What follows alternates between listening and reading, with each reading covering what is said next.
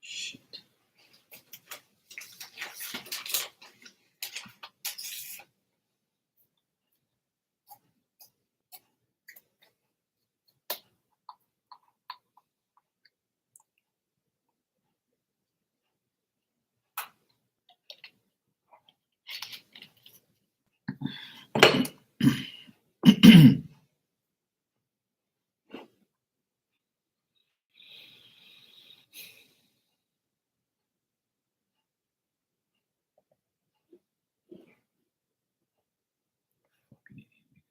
Fucking noise outside. I swear, people, man. Annoying.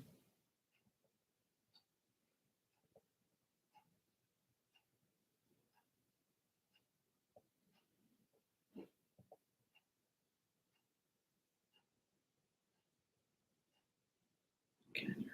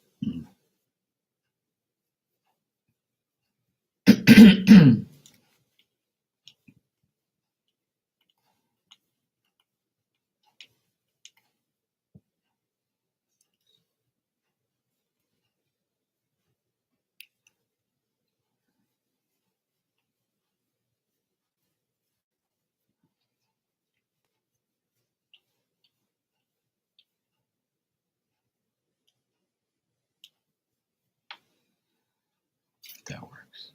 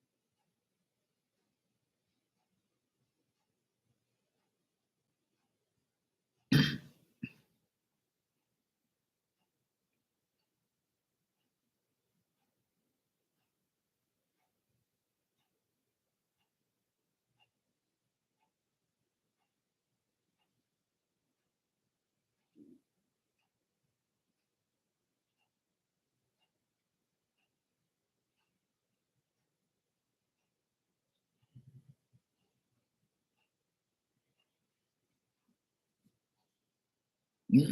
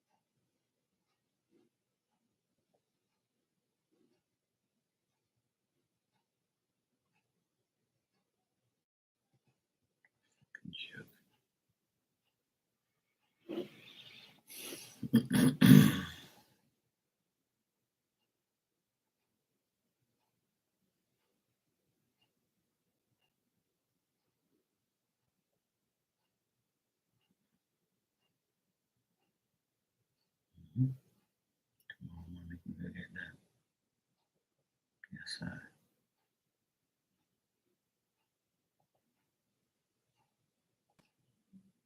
Cool. That's great.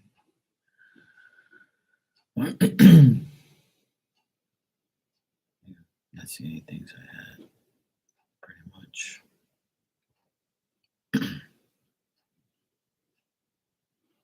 Anything left is that shirt, which I probably won't get. Shoes.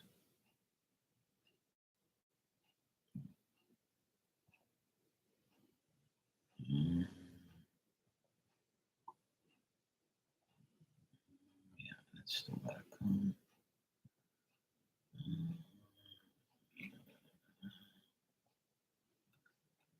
that's still gotta come there. And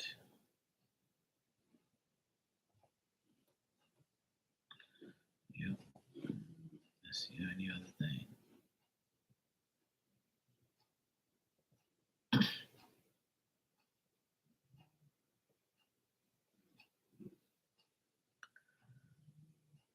Right, so still waiting on that. Waiting on that. Waiting on that. So it's a shirt, two hats, and oh right, shirt, two hats, and new shoes, and a shirt, two shirts, hat, two hats, two shirts, and sneakers. Boom. No.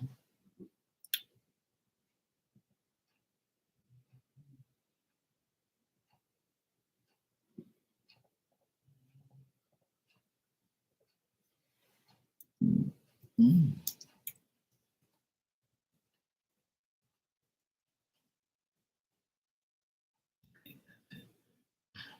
Yeah.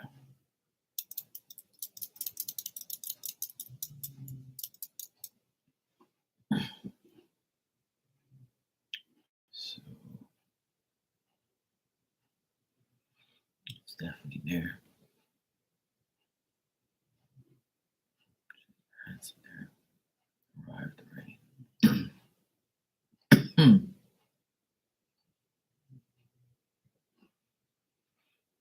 um,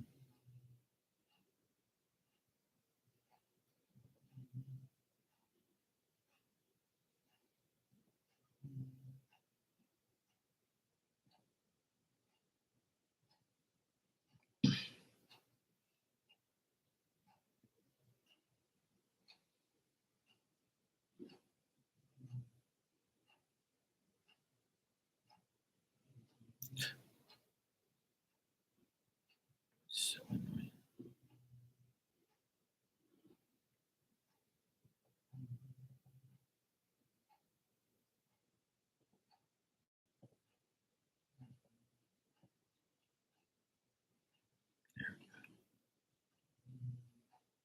Yeah.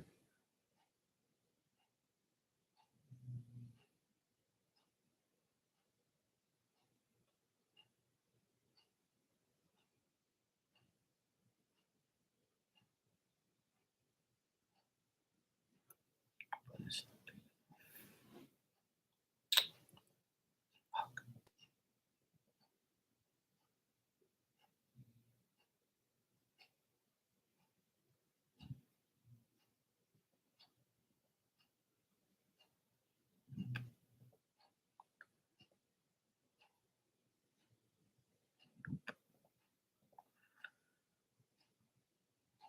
There we go.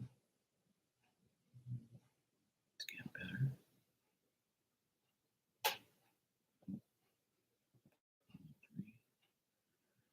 There we go.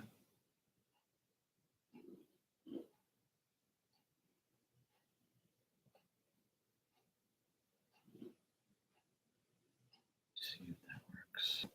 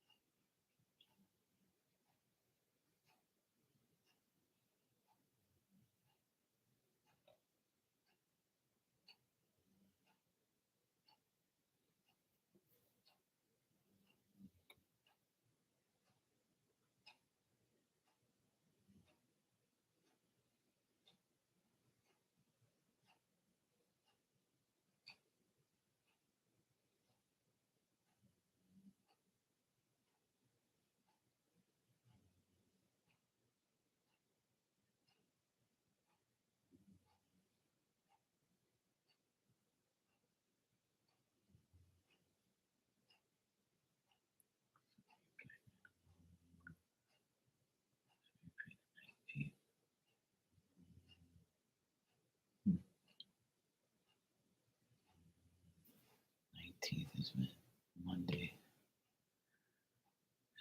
Monday, 4:50. Cool. Hey, Miss Sanchez, how you doing, sweetheart? How you been?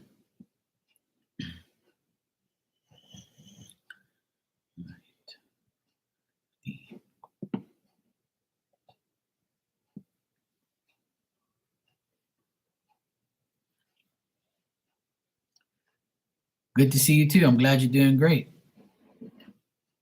Glad you're doing great. It's nice to hear when people say they're doing great. Yeah, sure you can. You can ask as many as you want. It's up to you, sweetheart. That's what I'm here for.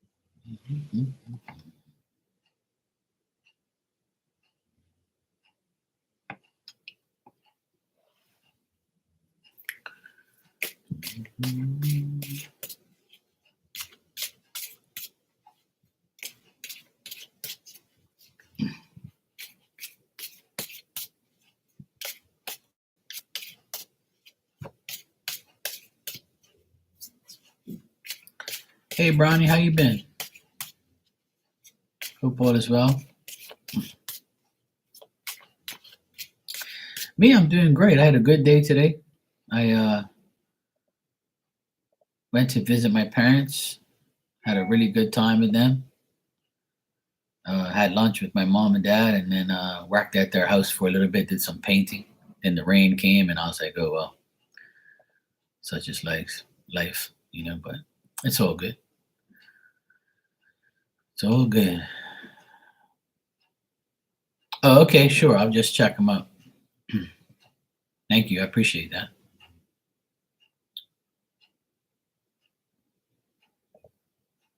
All right. So you say I'm having trouble on my relationship. I'm a Cancer dating a Scorpio. I want to know if this connection is worth pursuing.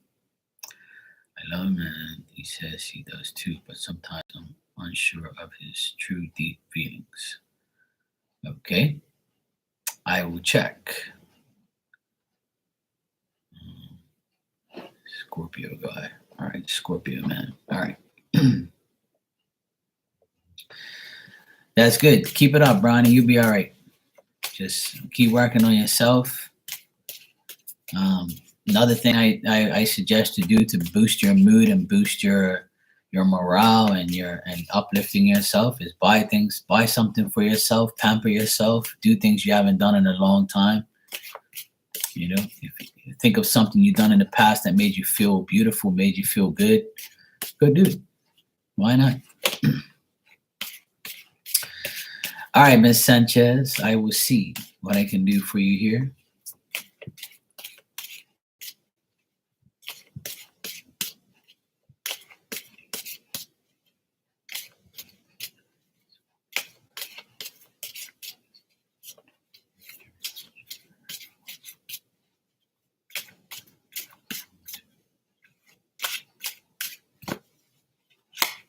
You're welcome.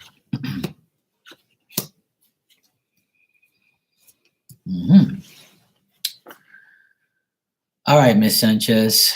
This Scorpio person, his energy actually shows right up. Page of Cups in the middle here. Lot of emotional things here. He feels that he can offer you a little bit. He can't offer you as much as you want, or he can only offer so much. I feel like you can trust him. I feel like he offers himself. He puts in the effort. He has a specific goal in mind, but I feel like he's reflecting too much on his past. So if he was married before and he's divorced and he's trying to be with you now, it's affecting him. Now, if he wasn't married and not divorced, then he was with someone before you that kind of broke his heart into pieces.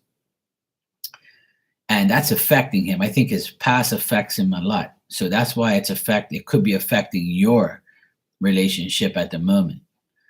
I feel like he doesn't even have love in his heart sometimes because he doesn't know how to re-love someone or want to love someone a lot. He may tell you he loves you, but probably seems like he does, but he still feels that things are incomplete.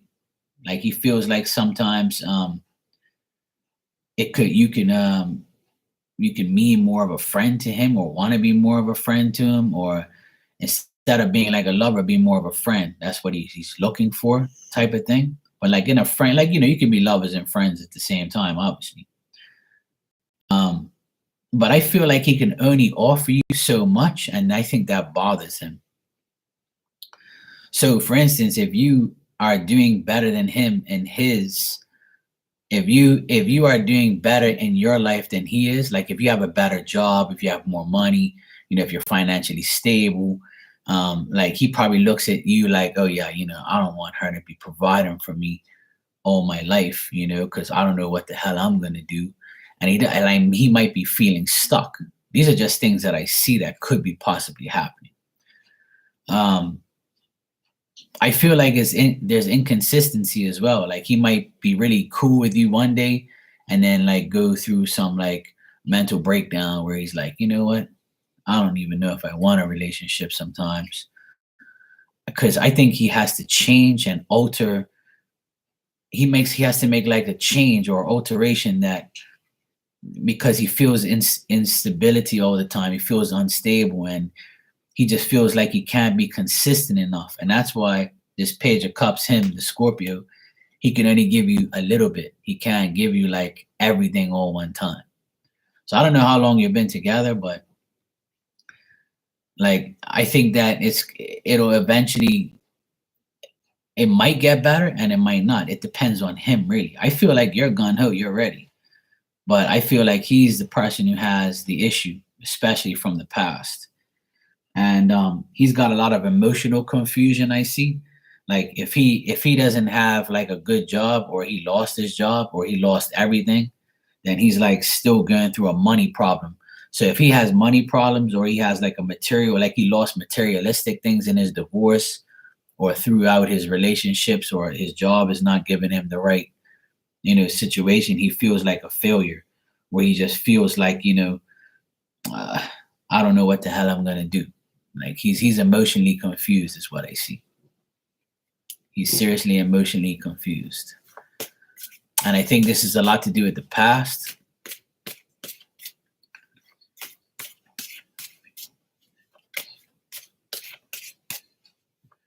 Yeah, I think that's why it's kind of up and down, you know?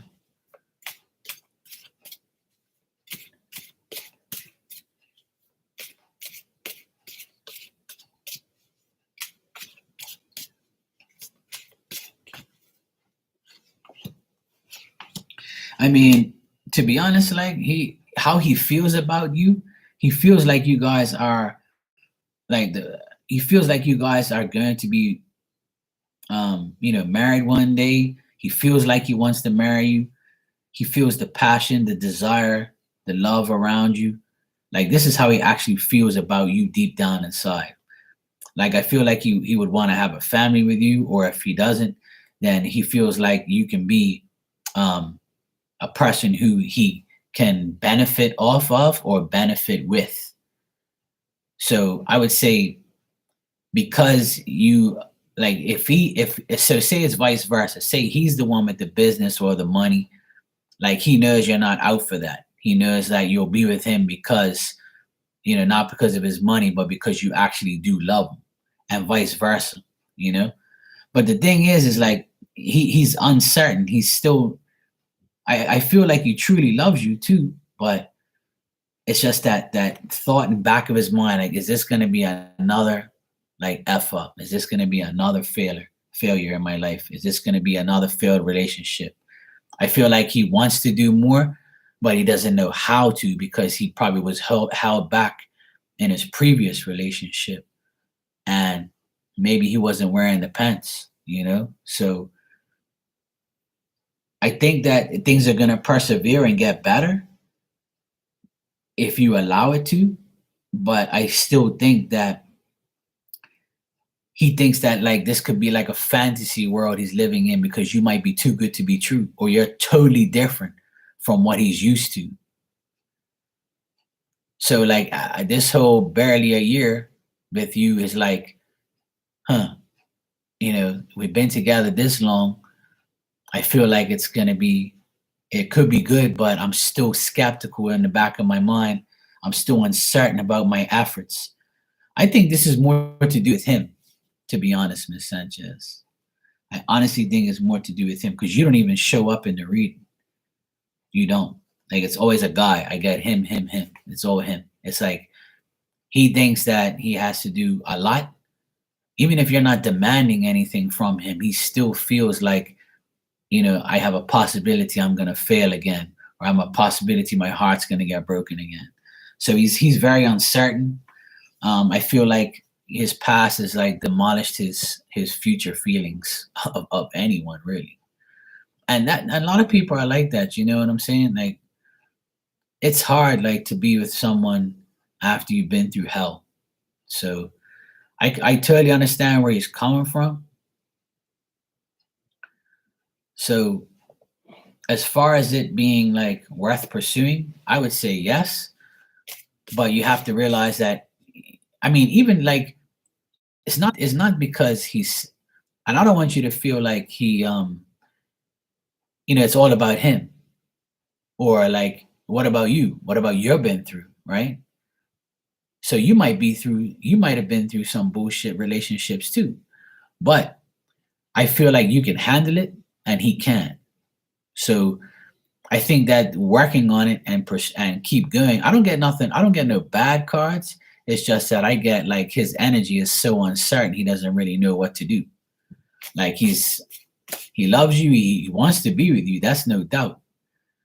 But he's still in the back of his mind, which is normal. He says, I wonder if this is gonna continue. Like, I wonder if she's gonna continue to be with me and everything's gonna be fine. I can live my life perfect. And it's a pain in the ass, I would say.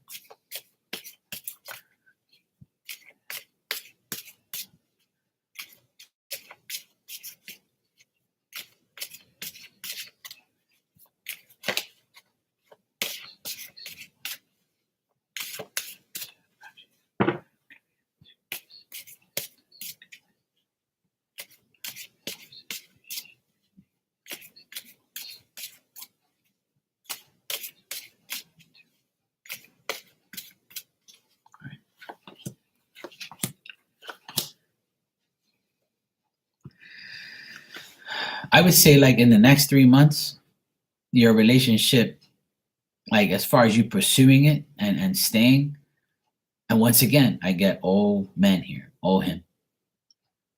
Um, I would say he's going to like um continue to be with you. He's going to continue to put in the work. He's going to continue to like be active, and but he's also going to be precautious. He's going to be guarded. Um, he's trying to like recover his feelings. He's trying to heal. Right. That's what. And is it to do with his dad? Like, is his dad an asshole? When I'm finished, Brownie, I'll give you one. Okay. But yes, you can. Because I got like an older man here, like his brother or his dad. And this person's like corrupting his mind, telling him, look, you don't want no parts of her. Like you need to get away from her. You need to stay away from her, or you need to find another opportunity, find another woman. I hope you're not gonna propose to this woman and marry her. So I think like a man, this could be his dad, his brother, or his best friend. And a guy that's older than him is telling him, look, you don't want no parts of Miss Sanchez. Like I think you should let her go. I think you should move on from her. I think you should go get somebody else. She's not the one for you. Like I think somebody's drilling his brain, but it's a man that's drilling his brain. Not a woman, it's a man.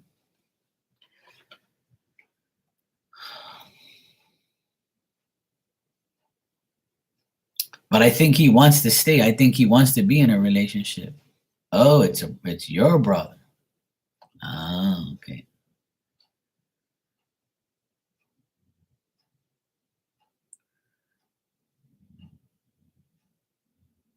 Oh shit.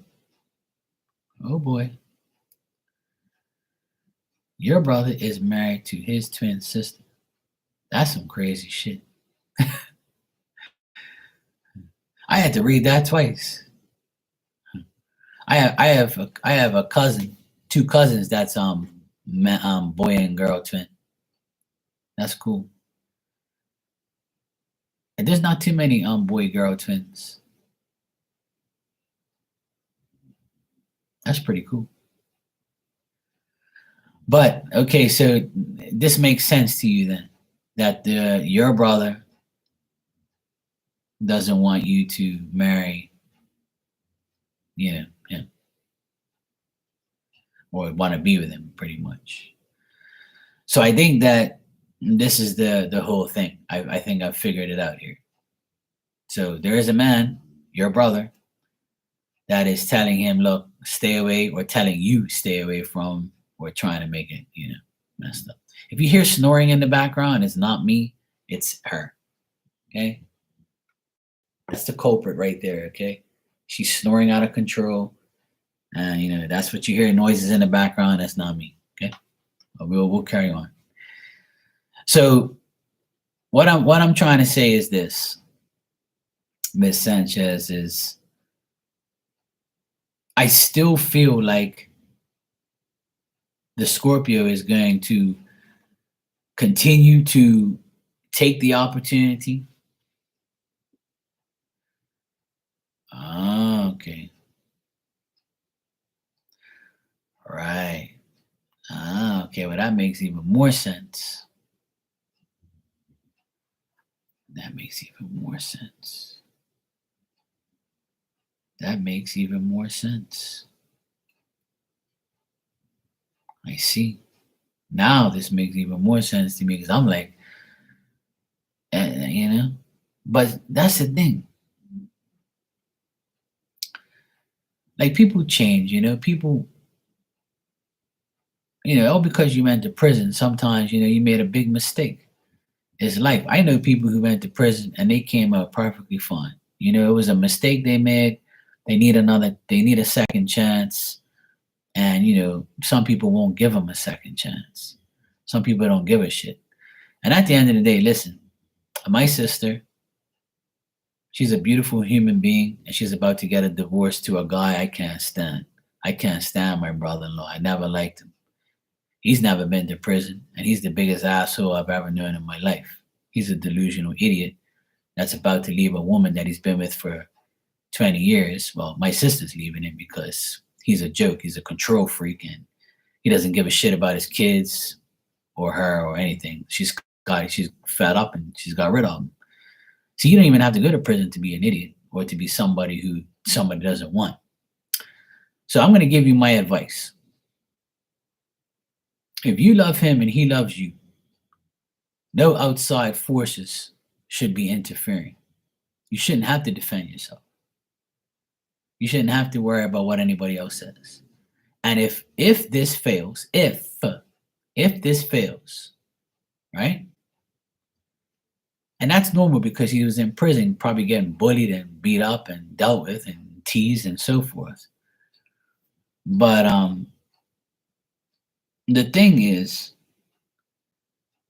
I'm not trying to justify his ways or who he is, right? At the end of the day, if you love him, and I feel like he loves you too, but at the end of the day, it's all about him, see? He has that bad temper. He has changed. And you're with him because you love him. You're with him because you know he's like that, right? But at the end of the day, your brother might look at him and say, I don't want this criminal or this person, this prison person, this guy, my sister's twin brother to be with my damn sister. But nobody's ever going to be good enough for your sister. Nobody's ever going to be good enough for your brother. Nobody's ever going to be good enough for your children. I've seen this a million times. I used to date someone in high school. She was my high school sweetheart, and her mother told her, don't you dare go out with Mark because he hangs out with all these gangsters. He does drugs, he drinks, he's a DJ. All the women are going to want him. You're going to make the biggest mistake of your life. So we went to the prom together. She was my first true love. And after the prom, things went downhill. She went to college and we broke up. And she's been married twice. She's been divorced. She got kids. And here I am, single, no kids, never been married, never been divorced. So her mother projected her path away from me, and her path should have probably been with me. But now look, she must feel like an idiot. Because when parents and family interfere with your relationship, sometimes you can actually take your child or your sister or your brother off the real path they're supposed to be on. So then that becomes your situation. I wouldn't say your fault, but it becomes your choice to make. And if it doesn't work, you have yourself to blame.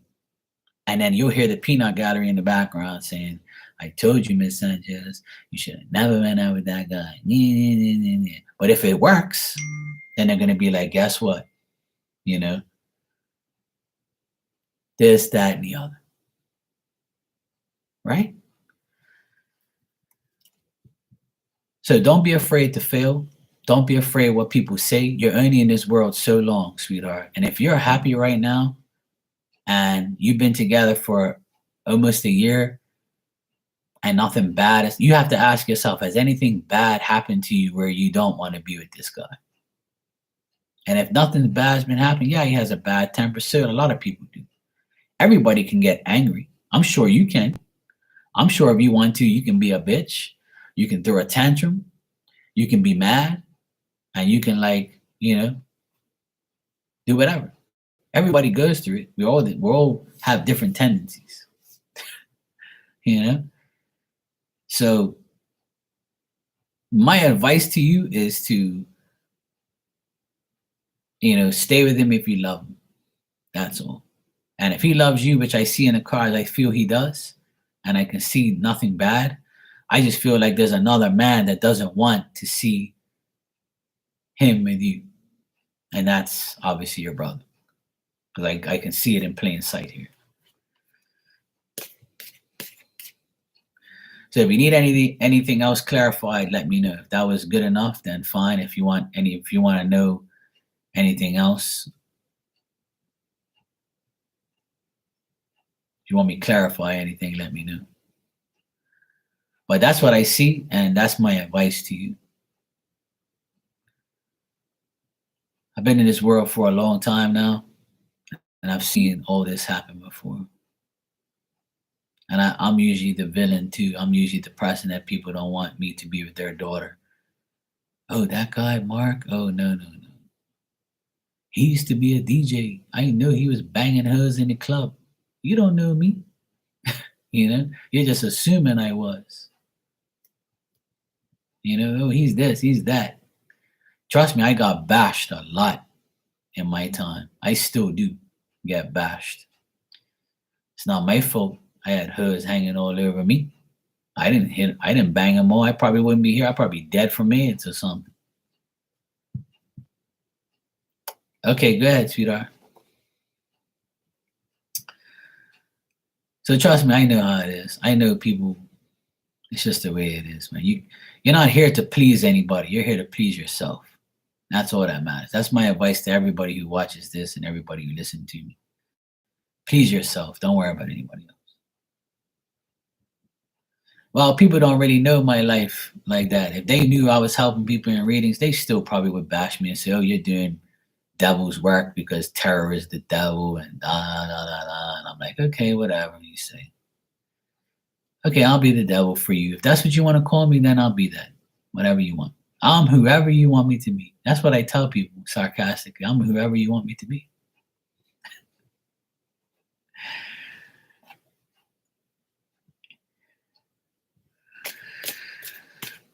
All right, let me see if well, I wouldn't I mean I don't I would say he is, yeah. I didn't see another woman in the cards or him like cheating. I didn't pick up cheating, but I haven't asked. So you want me to ask if like yeah, exactly. Do you want me to ask Miss Sanchez if he's been with somebody in between like, the time he's been with you? Because we can do like terror blackmail, that's fine. All right, cool. I'll check. All right, before I pull the cards, okay, we have to make a deal. If I see another woman here and he's cheating, that means you gotta come to me, okay? No, I'm just teasing. Let me concentrate. I'm just teasing.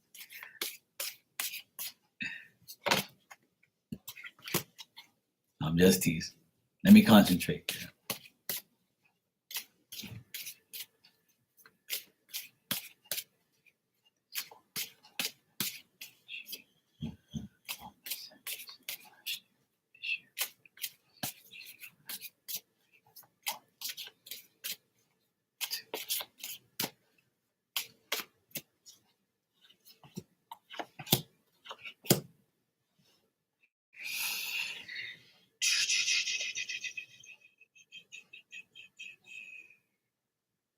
Mm-hmm. All right. I'm going to be honest with you. There is another woman here. And it looks like this woman gives him money.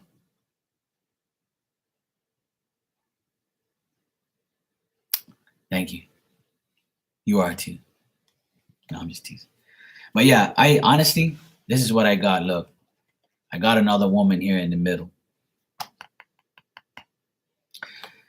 And my question to you is this. Does he ask you for money? That's just answer the question. Like I just want to know, does he ask you for money? Because I do see money issues around him, but I just want to confirm that with you. You don't have to tell me, but I think that this is what it is.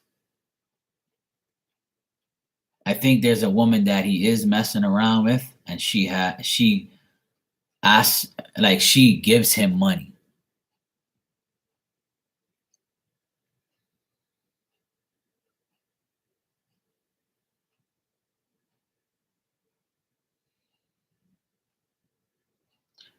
So to answer your question, I feel like there's another woman around. but I think it's a money thing. I don't get like sex and stuff like that. I just get like a woman like gives him money. I mean, I can ask if like he's having sex with somebody else, but he asked you once. Okay. So,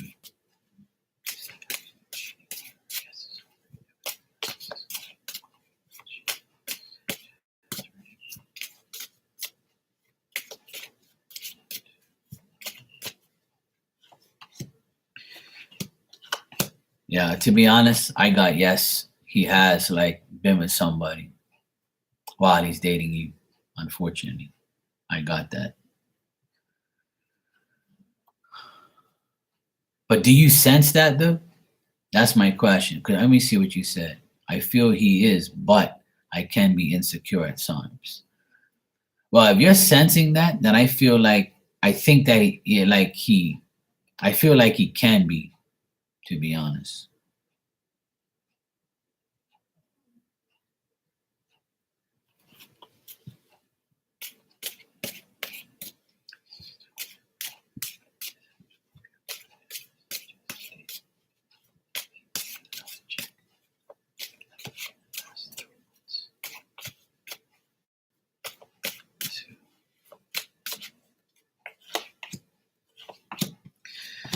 I think he did, but it hasn't been recently. I think it must have been in the beginning.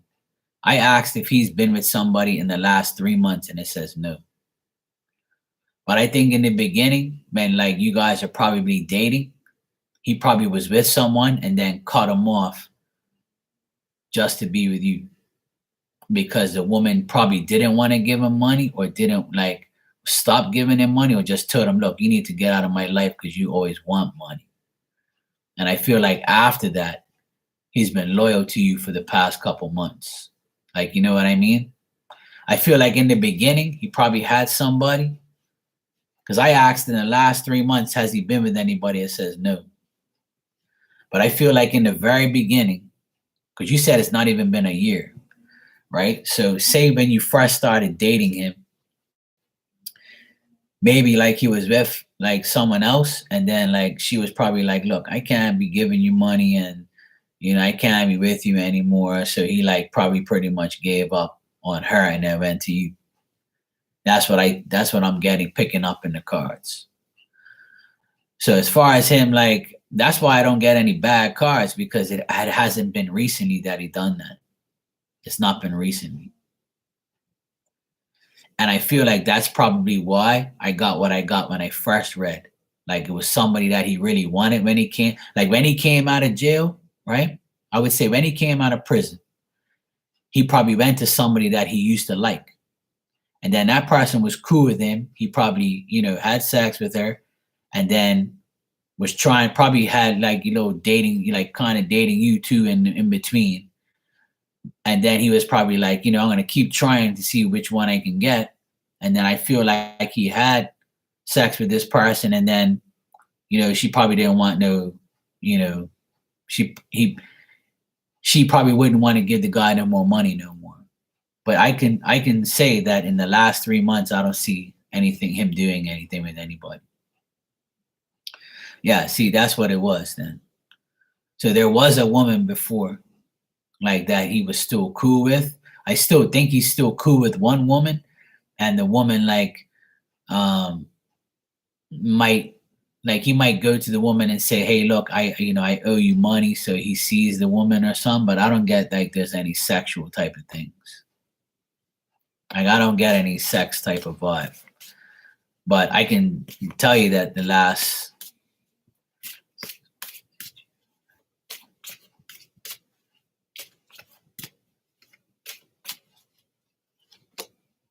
no, I don't think he had like I said, I'm gonna stick to my word here. And I'm getting that he hasn't done anything in the last 6 months even. So I would say in the very, very beginning, before you even had sex with him, I felt like there was somebody else. And then she was like, look, I'm done with you because all you want is money. Or like I can't be giving you shit, I can't be providing for you. So goodbye. And then that's when he said, I'm gonna go to you. So I don't think he's cheated on you, but I think that he still talks to a woman here and there and maybe asks her for money or maybe like, talks to her or something. Yeah, I mean, I don't see like I see like a woman, but not sexually, to be honest. And I asked twice. It said no in the last 3 months and no in the last 6 months. So like I honestly I don't really see nothing bad. I don't really see nothing like he's doing anything bad. I just think that, like I said, there's the conflict of the family. There's like the uncertainty of how far is this gonna go. Do I really want to like be with? I think that he wants to be with you, but he doesn't want to get aggravated with your brother and having to deal with that bullshit.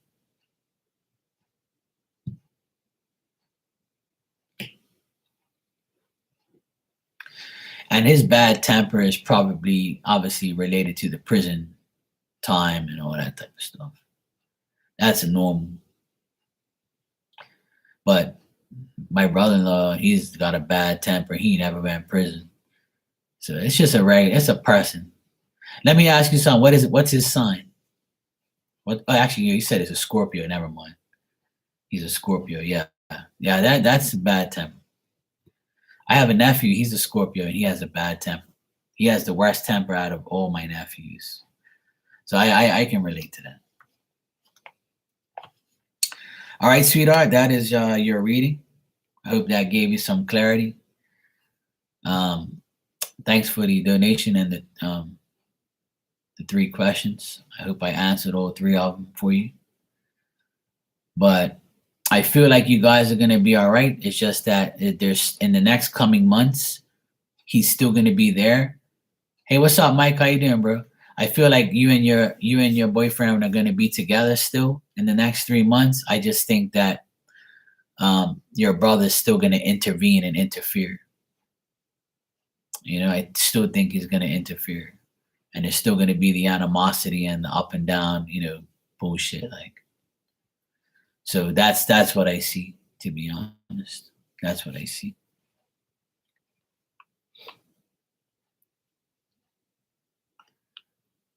And it doesn't help. He doesn't express his feelings or emotions. Yeah. Well, to be honest, Scorpio men are like that. They're like emotional to themselves, like, and you also are a water sign. You're a Cancer, so I would say that the both of you are probably pretty much the same, maybe, because you're both water signs, so you both can be emotional, and you both might not express yourselves as much as you want to. You're welcome, sweetheart. No problem. I appreciate you too. So I would say my advice to you is to, initiate things. Initiate. If you do, great. If you want more out of him, then I would say that open up to him. Like, let him express himself. Let him do the talking. Let him, initiate conversations. Um, Let him vent to you. Let him say things, because certain people, even if you like go up to him and just give him a hug and be affectionate, that'll help his emotions come up. You know, I know, I know Cancer women very well. I have a lot of Cancer women friends, and I know how they are. And also, like, I know Scorpio men very well.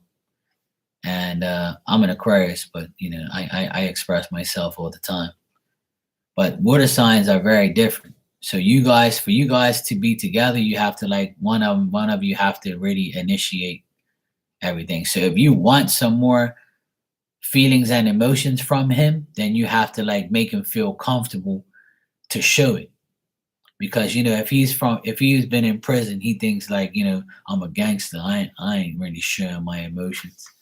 You know, and that's how some guys are, even if they haven't been to prison. Like they feel like I ain't sharing my emotions. I'm too gangster. So I would say just like, give them hugs, show them you care, show them more affection. And that's probably why you're having all this doubt and all this, like you're asking me these questions. But see, it takes two. So if you want more, then you got to give them more. Or because you're the woman, doesn't mean that you have to wait for it. Just initiate it. Yeah, well, that's good. See? All right. You'll be fine, sweetheart. You'll be fine. I don't see anything bad, to be honest. You'll be good. And when all fails, you have me. So it's a win-win. I tell everybody that when your boyfriends aren't working out, you'll always have Marky by your side. It's okay.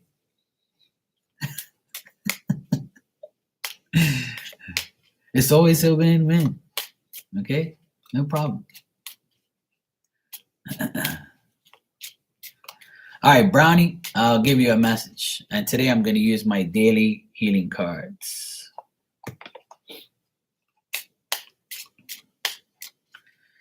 Yeah, I know it's difficult sometimes, but you'll be fine.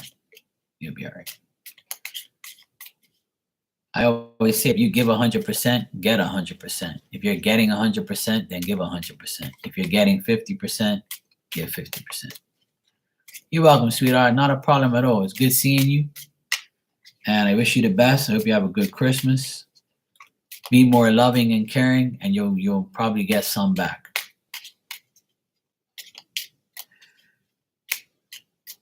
All right, Brownie.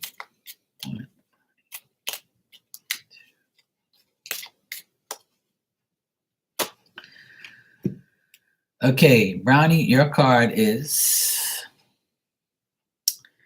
the stars in the sky. See all those little stars in the sky? The clear skies. And it says, devote yourself to discovering the highest truths. Plain and simple. Devote yourself to discovering the highest truths. Once again, that word, devote yourself. Remember? It's all about you. Take care of yourself. Devote yourself to everything that is true. Keep discovering who you are. Keep discovering the truth and make everything happen your way. Thank you. I appreciate that. I will. You're welcome, Brownie, anytime.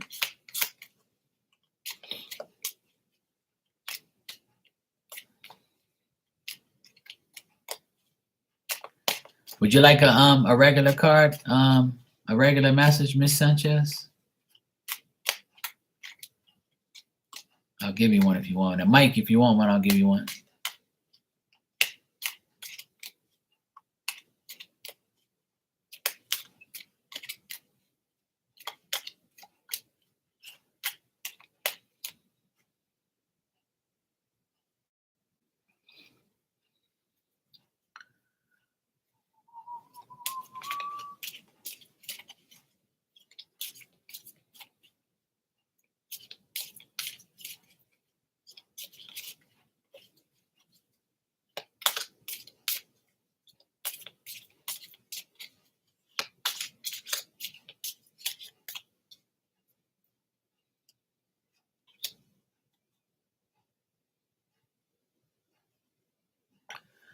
Yeah, I got a good card. This is my card. And it says, trust in divine order. You are being helped. Amen to that. Thank you for helping me. Exactly.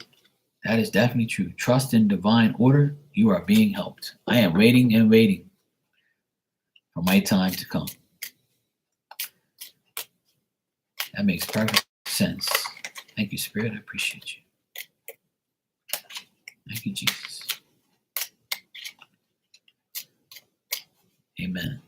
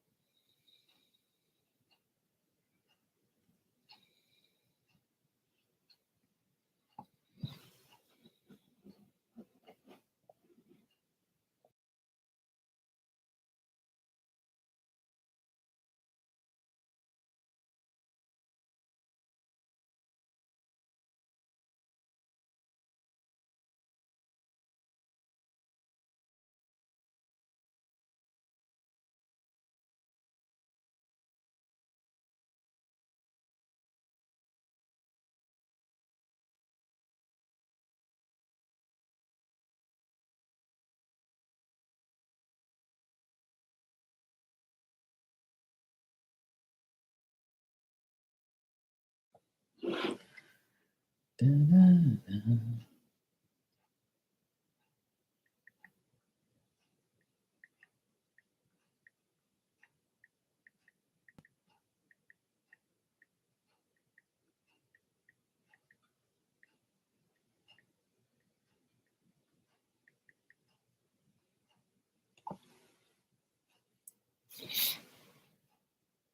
Mm.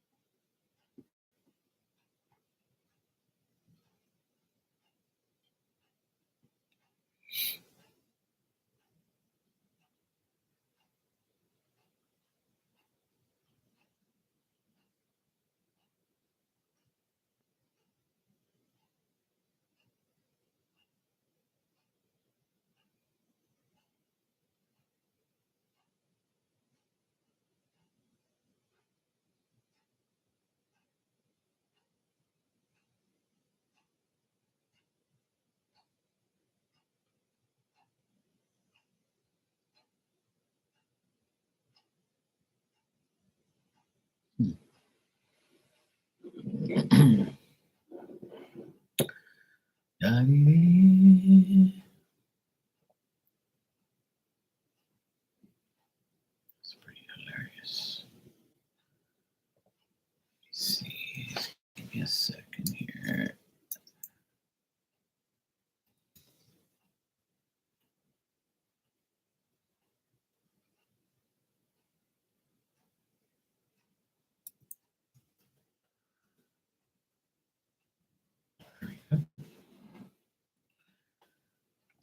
Okay, let's see what we got here.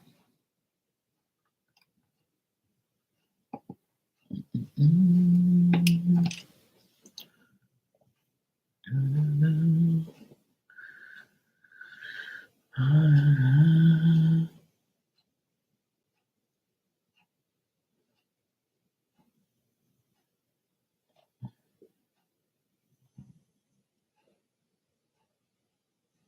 Uh-huh. Let's see.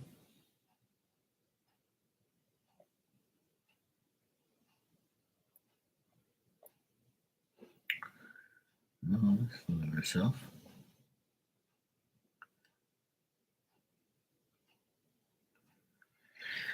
Well, not every day is popping, bro. You know, it's all good. You know, some days it's popping, some days people probably don't get my notifications. Um,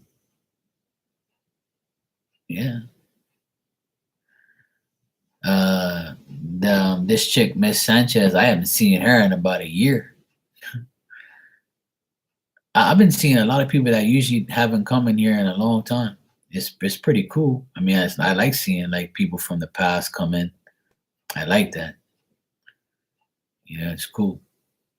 I like the fact that people come back and see me eventually. You know, so it's nice.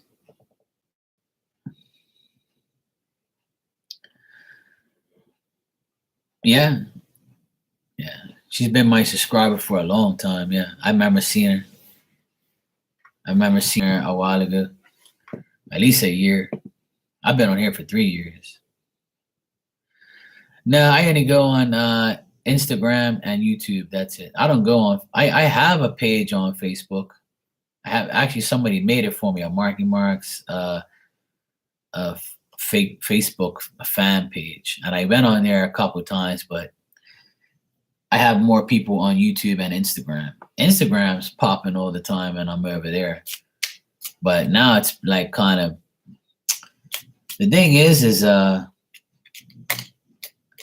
we all used to have a really good time on Instagram because I got trolled so much over here that I moved over to Instagram, and I can control Instagram better than I can control here.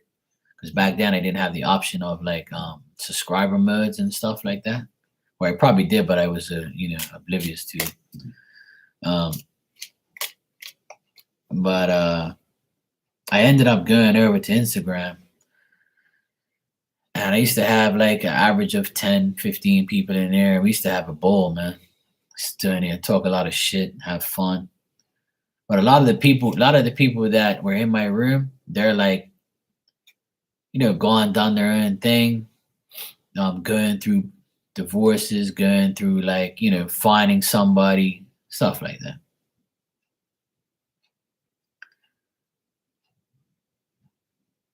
Yeah.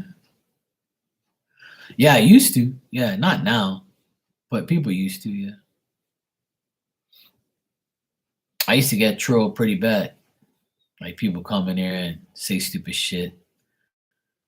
I explained that last night towards the end of my life. I was saying how like I had members of the LGBTQ group in here talking shit to me, um, calling me a bigot and calling me this and calling me that. Meanwhile, I was reading for like some gay people at the time, and then I made a comment about me DJing and some gay stuff or whatever, and then they took it the wrong way. People get sensitive and all that type of shit. Then it started like a big riot in here. People started going crazy and calling me names and shit. But people that know me know that the trolls always get the best of you if you allow it. Yeah. So it was like a whole like crazy thing. That group is always up to trouble. So that between that and other psychics, then I was like cool with a lot of psychics. Then a popular psychic came in here and started being my friend. People got jealous because she was coming in my room. Man, yeah. Yeah, exactly. Oh yeah, bro. If you ain't got haters, you ain't doing nothing right. If you got haters, that means you're doing something right. I've always learned that through my lifetime. And see, like you're married, so you're different. But like single guys will come in here. Like you made the comment the other day, Mark, you got all the ladies in here. But I know you're cool, you're not a hater, right? And you mingle, you talk to people in here, you're cool, right? But I had guys in here, single guys were like, yeah, I don't know how you get all these girls in here. I'm like, well, there's millions of girls in every room. Every guy reader has more women in their room than there is men. In every room, there's more women than men. Because women are into this more than a guy is. It's just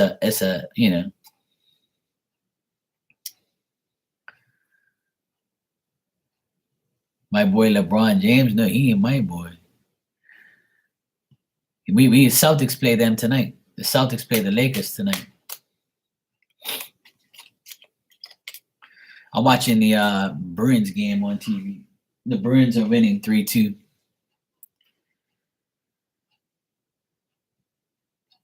Yeah, Celtics play the Lakers tonight. That's why I'm on here now, because the game doesn't come on till 11:30.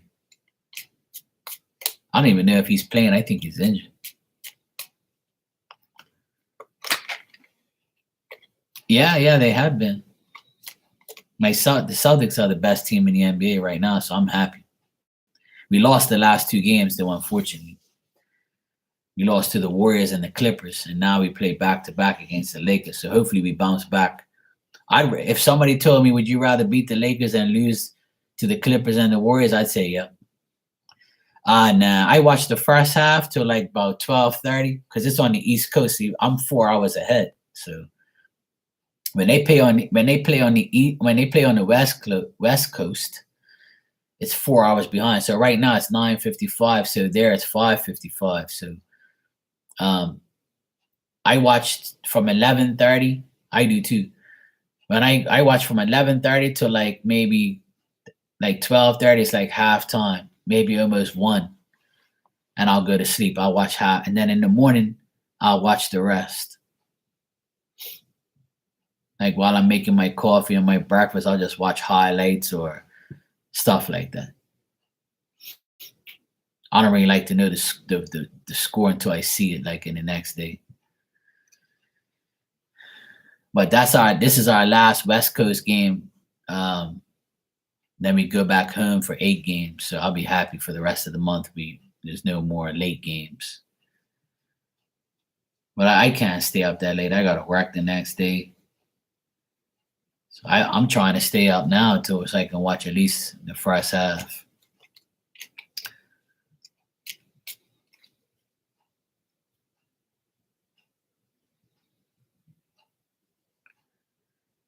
Yeah, exactly. Yeah.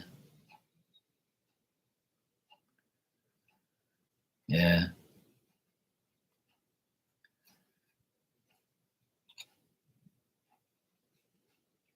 I used to watch like I used to stay up. I used to sleep during the day and then watch it at night.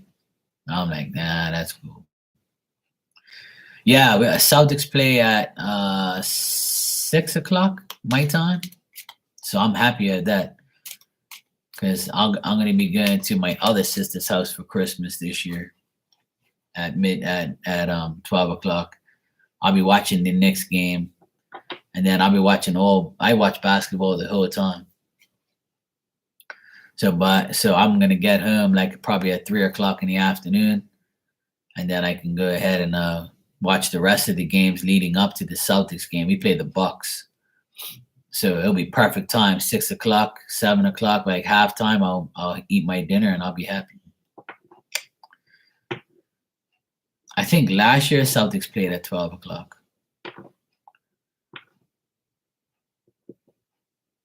Oh yeah, definitely.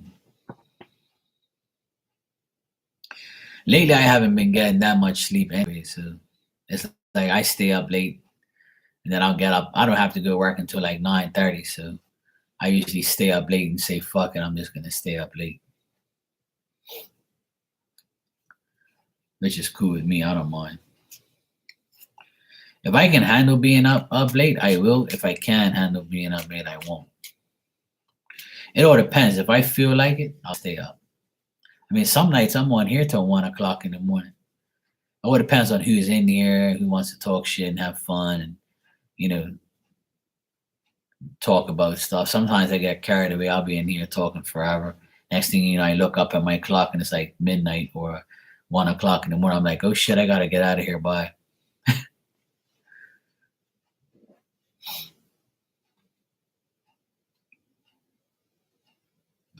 Oh, nice, bro. That's cool.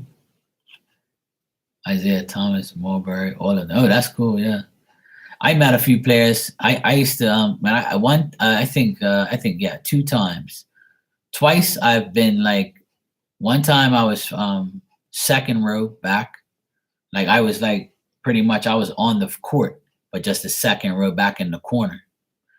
And like all the like ushers were coming through, like you could see the team and stuff. And the other time I sat on the I never sat actually front row, but I sat second row twice. One on the corner and one behind the basket. So that's the closest I got because it's expensive. I wanted to go front row, but it's like super expensive. But I actually watched the NBA Finals, both games at the Garden, and Celtics won both games. They beat the Lakers and Kobe in 2008. I saw the first 2 home games. We won both, and we were losing miserably, like 20 something points, and we came back. So and I was sitting next to these Laker fans, but I was in like the nosebleed seats. I paid like $500 each game to watch that finals game, both of them. But I was there. I can say I was there, and I saw the first 2 games. because I wanted to be there for when they win the championship, but unfortunately I wasn't. But at least I saw the two NBA final games, which was like a miracle for me. I've been to at least 40 games in the past 10 years. I've been to like at least 40 games.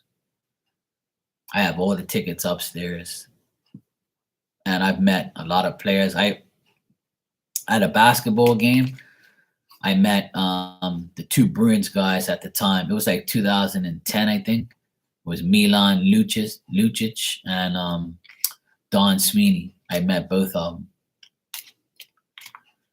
I shook their hands. They were like right next to me. And I was like, hey, how you guys doing, man? The Bruins are doing good. It was like the year they won. The next year they won the championship in 2011. Oh, Dominique Wilkins, yeah. That's true. Yeah, Dominique's a cool guy. He used to play for the Celtics too. And I waved at him and he waved back to me when he was commentating. Like right when he left the Celtics, he was working, I believe, for ESPN or something like that for like a year or 2 years. Right when he retired. And when he came back to the Celtics, they gave him like a tribute. And I was like right in the third row in the middle. And I was like, Dominique. Me and my boy were like, Dominique. And he finally looked and he was like, yo. I was like, hey. So I've seen Bill Russell when he was alive. God rest his soul. I saw him. I saw Paul Pierce, KG. Like the day that I got the second row seat, I have the video. I have it. And it's I was there. I was filming it. And KG was talking shit to Rondo and Paul Pierce, and they were like, "Come on, man!" It was all swearing and stuff, and it was all carrying on like practicing, like and Big Baby, Ray Allen. Oh, I saw the whole team in 2008. Like I was sitting right there. I saw everything, and Bill Russell. I saw him. Like he came across and he waved to everybody. I was like, "Bill, Bill," and he was like right in front of me. He's super tall. Him and his wife. I saw Tommy Heinsohn before he died. I saw him when he was commentating. He was like right in front of us. I got pictures of everything. I actually met Magic Johnson and Rick Barry. They actually they were working for, I believe, ABC at the time because the finals are on ABC. And it was Magic Johnson, Rick Barry, and it was somebody else. I can't remember the other guy now. But the other guy was on like the farther side, so I didn't get to meet. It was like he was like a regular commentator. He weren't a player. But I went right up to Magic Johnson because we were in like it's called the what is it called now where we guys used to drink. Back then it wasn't Mark Jackson, it was another guy. He wasn't a basketball player. He was just a commentator, but I can't remember his damn name for the life of me. But I was so infatuated by seeing Magic Johnson, and I had the picture too, where I took it and he was like, and everybody was like talking to him and stuff, and he was in the bar, and what the hell was the place called now? It was in the bar, like we were watching the game, but it was like it was not a seat. You stand up and you're in a bar. But I can't remember what the heck it's called now. Something room. Anyway, like, there's a big bar and like you stand up and you get to watch the game. Like not a suite. No, it's like a suite, but it's not. Oh, I can't remember the damn name now. It's like it's called a standing room, pretty much. It's a standing room, but there's another name for it. And it's like you stand up the whole time. You don't sit down. You can sit at the bar if you want, but you won't be able to see the game. But like there's constant drinks. Like you're at a bar watching, in the game, and it's a standing room, and like you're there and you're looking down at the floor and everybody playing. So like standing room only. Yeah, I knew it was the standing room. Yeah. So like there's no seats. It's just bar stools, and then you're drinking the whole time. Me and my boys, we were drinking. Right in the corner was Magic Johnson and Rick Barry, and like the commentator guy. And we were watching him commentate. And then when he finished, I was like, Magic, hey Magic, Rick. And they was like, "Hey, how you guys doing?" I was like, "Hey, how you guys?" I actually shook their hand, and I have the picture upstairs in my external hard drive. That was in 2008 when we won the finals. So I met Magic Johnson. I met Rick Barry. Rick Barry was a beast too. He was like the guy the white guy who won the slam dunk competition years ago. Either Rick and his brother, I think it was Rick and John Barry. Well, yeah, I have pictures of those. I even actually met a Portuguese soccer player from my team, from my Portuguese team. I actually sat right next to him at Easter Sunday when the Celtics played the Cavs.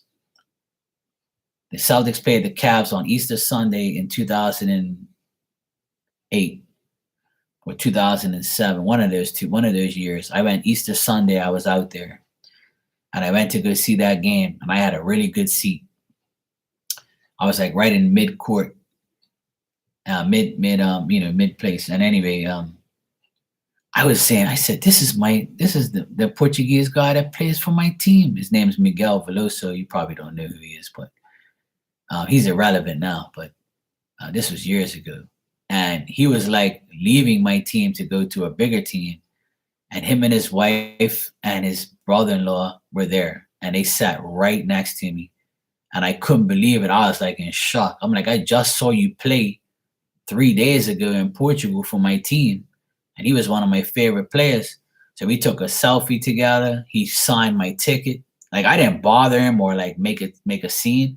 I was like, Miguel, and I started talking Portuguese, and he was like, "Oh shit, you really know me?" I'm like, "Yeah, man." And I pulled out my wallet, and I said, "Look, it's my team. Like, I'm for Sporting. Like, it's my team back here. Actually, that's the other way behind me. But I support a Portuguese team in Portugal called Sporting Club of Portugal. Is where Ronaldo came from. So it's me and my dad's team, and I watch them religiously. And he was from the academy, and he played like 3 days before. And I was like, "How the hell did you come here if I just saw you play 3 days ago?" He goes, "Well, we're on vacation for Easter, so I came here to visit my girlfriend, my wife's family, because they're from Boston." And I was like, "Oh fuck, that's cool." I said, "What is the chances of me sitting next to you?" And I called my dad, and I was like, "Dad, you won't believe who I'm sitting next to. I'm sitting next to Miguel." He's like, "Yeah, right." I was like, "Look, I said, look, Miguel, I don't want to bother you, bro. But like, I just want you to talk to my dad. He's like the biggest sporting fan ever, and he likes you a lot, and he knows your dad too. We saw your dad play in Bermuda, because his dad played for another team called Benfica, and they came to Bermuda like 30 something years ago, and he was a good player." And I told him that. He says he remembered.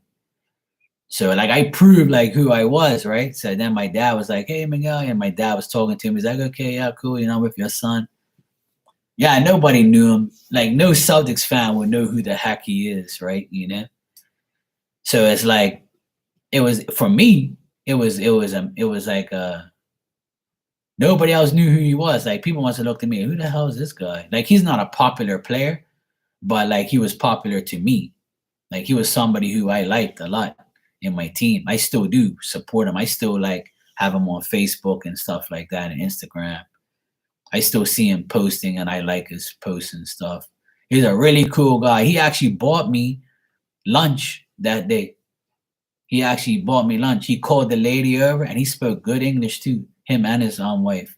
And he was like, "Hey, look, I'm gonna order a burger and fries, man. I shouldn't be eating it, but I'm eating. I don't care." Like, and I'm like, I was like, he's like, "You want a burger and fries? I'll buy you one, man." And I was like, "You sure?" He's like, "Yeah, yeah." So he was like, he had money anyway, so he bought me a burger and fries, and it was like one of my favorite memorable moments of all time. Like it meant a lot to me. Like I was actually sitting next to a professional Portuguese soccer player that I like that's from my team.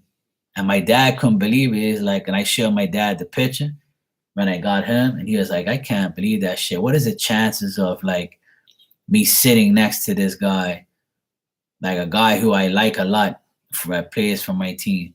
It's so weird. Every time I see him, I'm like, I sat next to that guy. It's cool. I met another Portuguese soccer player too. His name's Costinha, and I saw him at the mall with his wife. And I said, "Look, I don't want to bother you." And I started talking Portuguese. I speak Portuguese fluent, so I walked up to him. I said, "Look, I don't want to bother you. If you don't want to take a picture, I totally understand. But I know who you are. Like you played for my, you're in charge of like my team." He was like he was a great player, but he was like at the time he didn't play for my team, but he was like one of the what how am I gonna explain it? Like he was one of the vice president's assistants. So he was a part of the squad, like the team, like the executives and stuff. He wasn't an actual player, but I knew who he was as a player. So I walked up to him. I said, "Would you mind, us taking a selfie?" And I gave it to he says, "Yeah, sure, man, no problem." Being that you asked nicely, I said, "Look, I don't want to bother you, and nobody was around. Nobody really knew who he was, like. So I asked his wife, "Can you please take a picture of us if you don't mind?" She goes, "Yeah, sure." So she took a picture of me, and I was like, "This is crazy." Like I saw two Portuguese, famous soccer players in Boston. So it's pretty cool. I had a nice I've had good luck meeting certain people. So yeah. Yeah, he's a great dude, man. I've had good luck meeting people at games, meeting people, just nice people. Boston is a great city. I don't care what anybody says. People bash Boston and shit, but I love Boston. Boston's like my second home. I can't wait to go back. I can't wait to go back. But unfortunately, I can't go because I don't have a vaccine. And hopefully, Sleepy Joe um, gets rid of this shit the end of this year. Because the whole world has gone back to normal except for America, which is delusional. Yeah, I know I want to, but knowing my luck, I don't want to spend all that money and then get caught. I'd rather do shit the legit way, just in case, because my luck with that type of stuff. But apparently, people tell me that nobody checks. They're like, yeah, I ain't either. Fuck that shit. I'm getting that trash. Now look at everybody, they're complaining about it. Everybody's like, I should have never got it. I'm never listening to these people again. And people were always telling me, yeah, you're dumb, Mark. You better get it. I'm like, okay, we'll see who's dumb. Nah, nobody says nothing to me. Nobody that told me that I was, stupid or like dumb for not getting it. Now they tell me that they're dumb.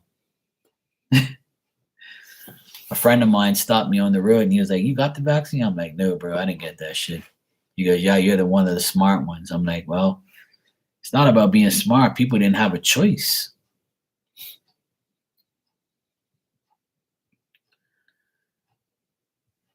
Yeah, exactly. Well, see, they made it seem like people made it seem like there was a necessity. Nothing is a necessity, you know? Like it's not like it wasn't as big as a deal as people made it to. But then people would say, "Well, you don't know what you're talking about because this person I know was this and that and blah blah blah blah blah." You know how you get sick in reality? Your immune system. If your immune system is shit, then you're gonna get sick. So if you smoke, you drink, then you're more liable to get sick. And if you eat shitty foods, you are what you eat. So if you're eating fucking McDonald's and all sorts of trash every day, then your immune system is going to be immune to shit. So then you're going to get sick. Fit. If you're really fit and you're up to par with with what you eat and what you drink and what you put in your body, then you're likely not to be sick. And that's the thing. Foods are natural healers. You have to eat the right things, but your body has to. You have to find out what your body needs, what your body rejects, what your body wants. So it's a process. It doesn't happen overnight. You got to see what you need and what you don't need. Everybody's body's different. People are allergic to shit, and that's the same thing with COVID. Like if you think a vaccine is gonna help you, it isn't. That's my opinion. Like it ain't gonna help you. I know people that have been triple boosted and they still got COVID and they still felt like shit. And I know people that's been triple boosted and dead. Tons I've heard from people. I've had people come in here and tell me, yeah, so and so died today. I'm like, oh, my condolences to you. And it was like, yeah, and they were triple vaxxed. I'm like, well, let me tell you something. Anybody who's listening, one thing that's guaranteed in your life, you will die. When you pop out of that coochie and you become a baby and they cut that umbilical cord and you start to live your life, the first thing you're guaranteed when you leave that hospital is death. That's the only thing you're guaranteed. Death. So get over it and realize that that shit is just a myth. Doesn't matter if you have 10 vaccines and you have like all this healthy shit.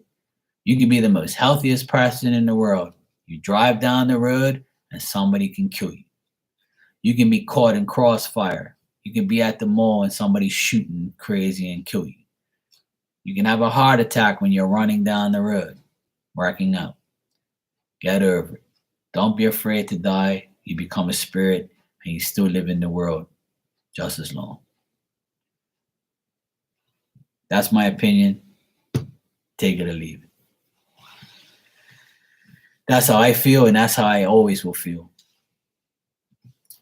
And what I always tell people is my trust in God is all I need. When this all went down, I told God, look, please don't let me get that trash. Please use me as your example of an unvaccinated, faithful person to you. And since COVID's been around, I never got it, and I never got a vaccine. And I was around people with COVID, and I never got it. You know why? Because if you believe, you receive. It's that simple.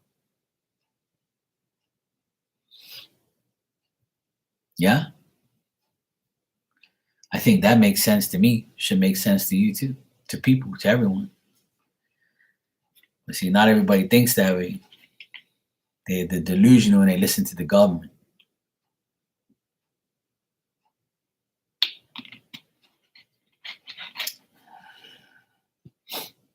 Here in Bermuda, the government's corrupt. In America, it's corrupt. Everywhere, it's corrupt. People are just corrupt, period.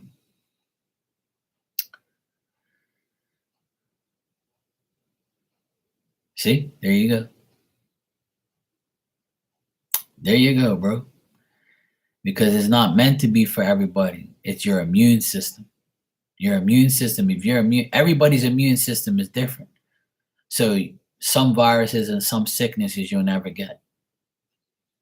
There's many a times where people will have flu all around me and cough, and I will never get it.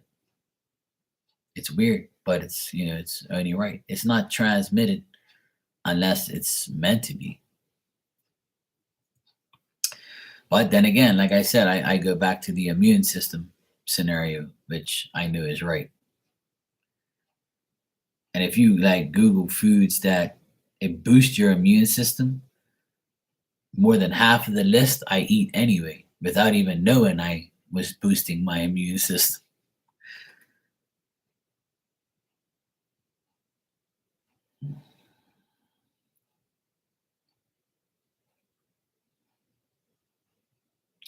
Yeah, see, that's the thing. So you must have a really strong immune system, Mike. So you must be eating and drinking the right things. Even if you're not, sometimes it's like we're not prone to it. We're not like immune to it. So it's just the way it is. Yeah, it could be. Garlic is definitely one of the best things you can put in your body. And the Bruins are 3-3. Yeah, garlic is very good for you. Mushrooms, asparagus, chicken, um, almonds, dark chocolate,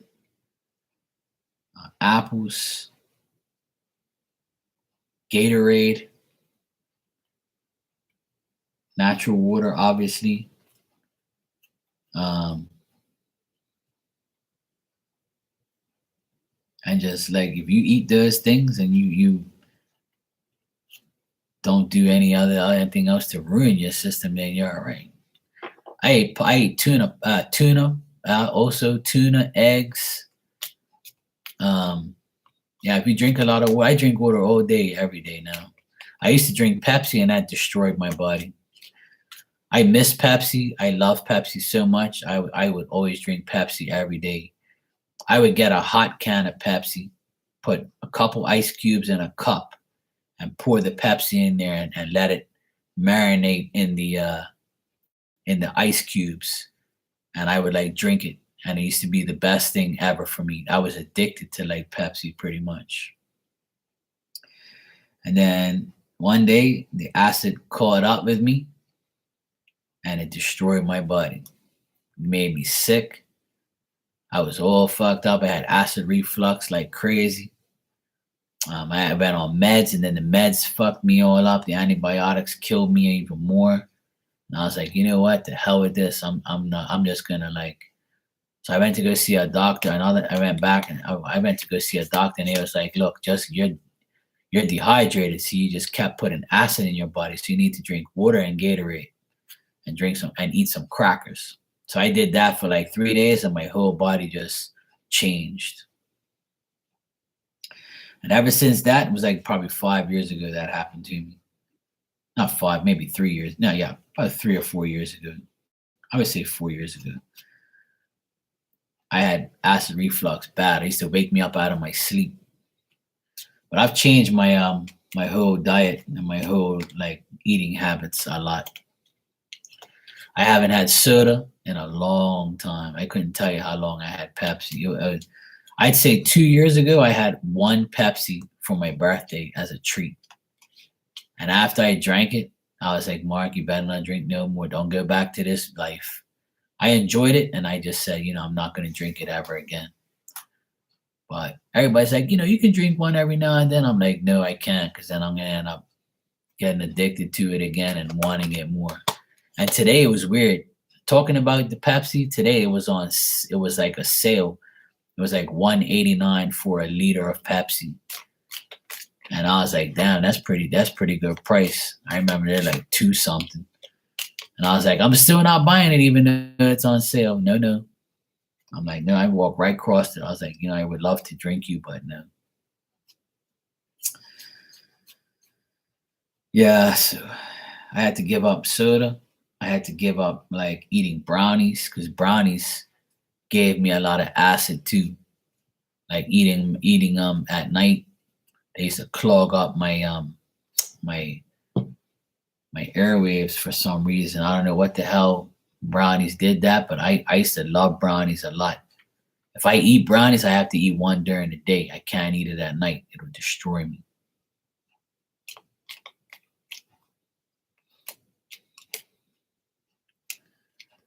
Yeah. Yep. Oh, I used to weigh 260 and I lost 60 pounds. I made it all the way to 200. And then I went back up to 230 because I kind of didn't look right. So I wanted to be a little bit more beefier, so I can look like, Yeah, I was way bigger than this, bro. Way bigger. Yeah. So I'm planning on losing.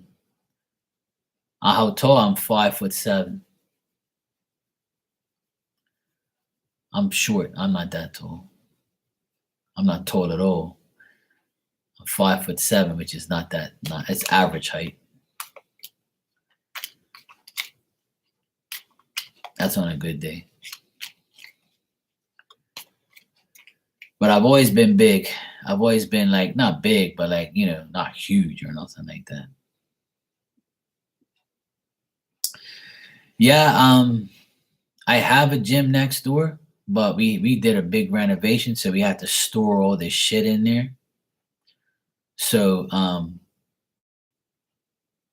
we now that the renovation's over, we're starting to like clean out everything. We actually started this weekend. We have a treadmill, like a weight. We have a weight like thing. We have a punching bag. We have a bike like with the monitor on it that tells you, come on, you can do it. And like you're inclining and all that bike thing. I don't know what the hell it's called. My sister's got it.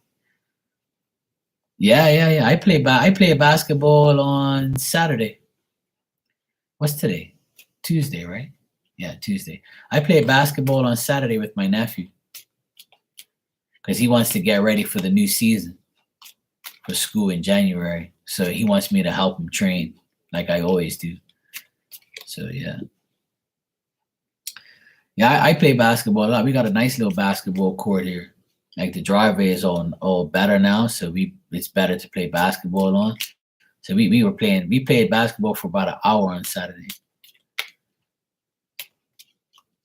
Yeah. Well, I'm 46. I'm going 46 in February, and my body's like deteriorating. It's getting worse and worse. My back still hurts from all the heavy lifting and heavy work that I did this past year. I'm just starting to get better.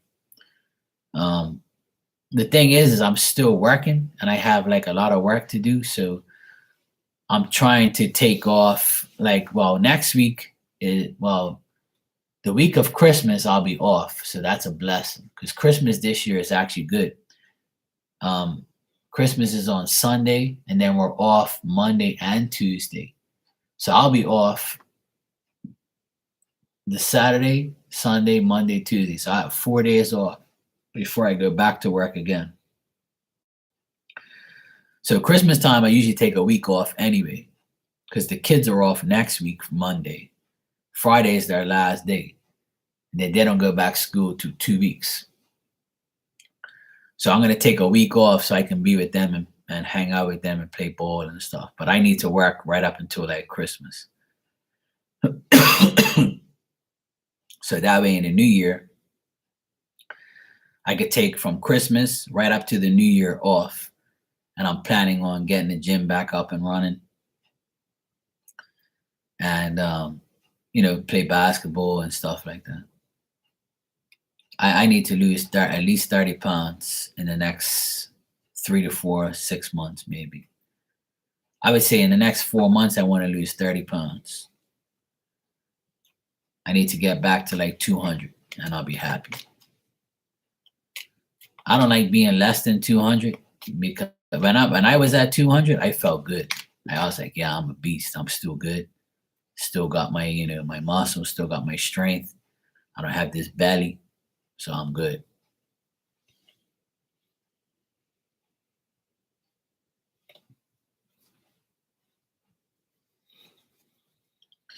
Yeah. Oh, cool.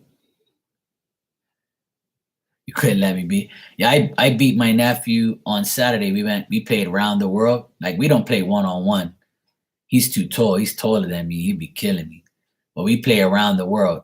And which is a game. I don't know if you know around the world, as I'm sure you do. Like you go to the side, then you go to the next one, and you go like it's 5 shots that way and 5 shots that way. So I beat him. I beat him 2 out of 3. He was like, Uncle Mark, you're still good, and you haven't played forever. And I'm like, of course I'm good.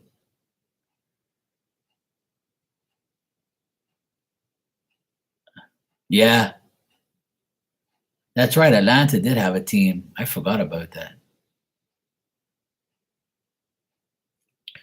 What the heck were they called? The Atlanta Thrashers or something like that? What the heck was their name, Mike? What was their NHL team? Was it Thrashers? Yeah, Thrashers. I knew it. Yeah, I thought so. Yeah, as you said it, I said it. Yeah. I was saying, what the fuck was that team's name? I remember that too. You just reminded me about that. I forgot about that. Yeah. I've seen one Boston Bruins hockey game and we lost to the Penguins 1-0.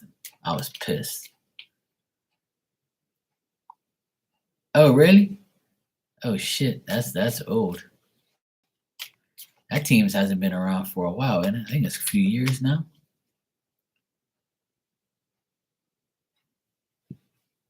The Bruins are 3-3 with the New York Islanders. It's like 5 minutes left. I'm gonna head out of here anyway because I want to go watch the rest of this game and then get ready for the Celtics game. It's actually pretty quiet in here. I'm surprised. I don't know. Maybe everybody's tired. I've been to Madison Square Garden once. I went to go see a wrestling SummerSlam in 1998. I told somebody that the other day. They couldn't believe they thought I was lying. I was like, I'm dead serious. I went to, I think it was 98 and SummerSlam was in Madison Square Garden. I think it was 98 that I went. I can't remember.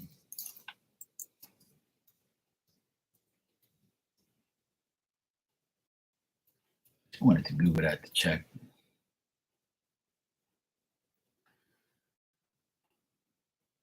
Yeah, it was Madison Square Garden. I knew I was right.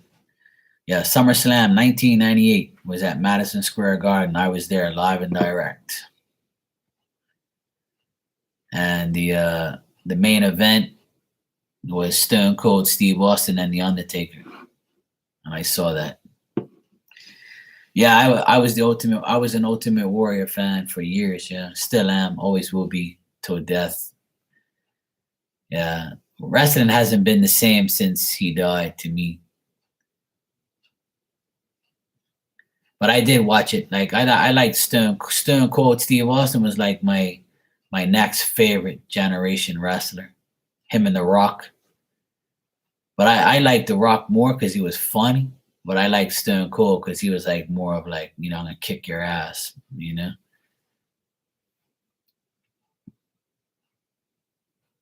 Yeah, it was. When I went to that SummerSlam event, it was like it was like the highlight of my life because I was a huge wrestling fan, always have been. And I'll never forget like the great times I had there. I went with all my boys. It was like 6 of us. We went to go watch it. I'll never forget it. But see, I watched wrestling. My cousin, like his dad was wealthy and he had like a huge 12-foot satellite dish back in the day that moved and you caught like the events. So he would get the pay-per-view. His dad would buy the pay-per-view events and I would go spend the night up his place and we would watch like all the late night events. It came on late here, see. So it was like always Saturday night or Sunday night. So we would like it'd always be on like summertime or something like that. Man, I watched probably every wrestling event there is. Oh, really? With Mick, yeah. Mick Foley's one of the best wrestlers too. He was one of the best entertainers I've ever seen. Yeah, Cactus Jack, Mankind. Yeah, him and Undertaker probably had one of the best matches I've ever seen in my life in the cage, where they came right off the cage and went onto the table. That shit was insane. Those two are probably the best performing, entertaining wrestlers in history, in my opinion. The Undertaker, by far, is one of the best wrestlers ever, like entertainers. And so is Mankind, Cactus Jack. Definitely, those two are unbelievable. Stone Cold and The Rock and Ultimate Warrior and Hulk Hogan are probably my 6 all-time favorite entertainers and most popular wrestlers ever to live. But then you got WCW. You had Sting and Ric Flair, Lex Luger. I can go on and on. I'm a wrestling fanatic, but I don't really watch it anymore. I don't care about it anymore. I don't even know who wrestles anymore. I don't watch that shit no more. It's more like a soap opera now, so I don't watch it. But that's I used to watch WCW and I used to watch WWE. I used to like Sting. Sting was my WCW wrestler, and Ultimate Warrior was my WWF wrestler. Yeah, A&E. Yeah, I actually in Bermuda they had a when I was about maybe 12 or 13 years old. Oh yeah, Legion of Doom was my tag team definitely, and the Hart Foundation, Bret Hart and Anvil, Demolition, yeah, Smash and Axe. I used to like the Hart Foundation a lot because I used to like Anvil because he used to go and he used to like stroke his goatee and shit and he used to make me laugh. Like I used to love those guys. They were really cool. Demolition was probably one of my favorites too. I used to like Axe and Smash and then Crush, the third guy came in. I have, Mike, I have so much magazines, like WWF magazines. Like they must be worth a fortune right now. I have like magazines from 1990 in my collection. I'll show you one day. I have like pure WWF magazines. I have at least, I would say, 50 of them in very, very good condition. My mom was like, throw this shit away. I was like, no, no. Those things are like worth money. They can be worth a lot of money in the near future. And they're in all in mint condition. I never really liked Shawn Michaels like that because I didn't really like him because he was like always like I don't know. I don't really like pretty boy wrestlers. I like guys that beat the shit out of people. Yeah, yeah. I have a lot. I have so much magazines. I have all my magazines still. I'll never throw that away. And I still have all my Ultimate Warrior T-shirts. I have an Ultimate Warrior T-shirt, an Ultimate Warrior airbrush shirt that I got done up one time in Boston. I have like the pants that say Ultimate Warrior, the shirt, the shorts. I have like tons of posters. And see, he's passed away now, so those things are worth a fortune for like a wrestling fanatic. I haven't been online to see how much those things are worth because I don't want to sell them. Like that's something that I want to keep for the rest of my life. But yeah, I have magazines that are over 30 years old. Yeah, Razor Ramon, Sid Vicious. I can name like tons of millions of wrestlers that I liked. Tons of them. One guy that I liked because he was funny and he did a lot of crazy shit with women was Rick Rude, Ravishing Rick Rude. And we used to like when we were in school, we used to do like the thing and we say, yeah, then you had the other guy, Val Boski. What's his name? They used to call him Val Boski. But like he was like the guy who tried to get more women. He didn't last long though. I can't remember his name, but we used to call it. I think it was Val something. But like we used to call him something else. But he used to be like the guy who tried to counteract Razor Ramon, not Razor Ramon. Sorry, Ravishing Rick Rude. It was like a blonde guy, and he came on the scene, and he was like pissed because the girls wanted him more, and then it was like a little feud for a little while, and then he left. Yeah. For Halloween, I dressed up as the Ultimate Warrior every time. Man, I did some shit. I worship Ultimate Warrior. I worshipped him like I worship God. I had everything. I had the school bag, pencils, crayons. I had like notepads with Ultimate Warrior. My whole life was the Ultimate Warrior. Straight up, that was my life. My life was the Ultimate Warrior. It's like I was never a Hulk Hogan fan. See, because everybody was a Hulk Hogan fan. Mr. Perfect was cool. I never really liked him either that much. I think he was an excellent wrestler. Like he did really cool moves, and he was really like, he was really on point. He really knew what he was doing. Really, really great wrestler. Just can't believe all these guys are dead now, man. It's crazy.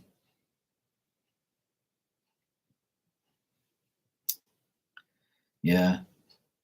Wrestling was probably one of my most memorable and most favorite things to watch. But yeah, I never really liked Hulk Hogan either because everybody when I went to school, everybody was like Hulk Hogan, Hulkamania, and then WrestleMania 6 when Warrior beat him and got both belts, the first wrestler to ever do it. Man, everybody ran from me at school.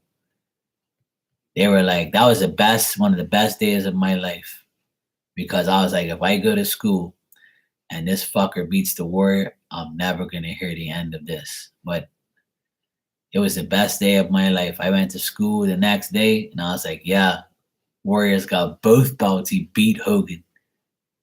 And everybody used to be like, I hate you guys.